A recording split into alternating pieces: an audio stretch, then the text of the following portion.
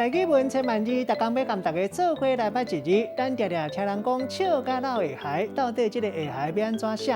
今仔日要甲大家小解这一字，就是孩下孩孩，读做好矮孩第五条。这个孩就是喙的下斗。另外，古早下孩有一个较特别的讲法，咱讲是下姜。下姜这个姜嘛是国的意思。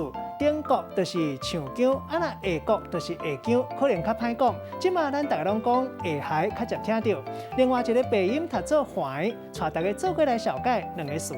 头一个读做下孩，也就是喙的下斗。第二个词咱讲是老下孩。老下孩本地意思是讲喙的下斗规个凸起，落尾手嘛当讲是足笑亏，咱讲笑甲老下孩。另外，佫有一个较特别的意思，大家可能较唔知影。咱会当讲是一个人黑白讲，讲白贼，讲我听你咧老下孩，明明都有，你佫正无。咱用一句话来举例，甲这两个词甲做伙。譬如讲，这出戏足笑亏，害我笑甲老下孩。今仔日小解这一字孩，另外一个鼻音读做怀，提供予大家参考。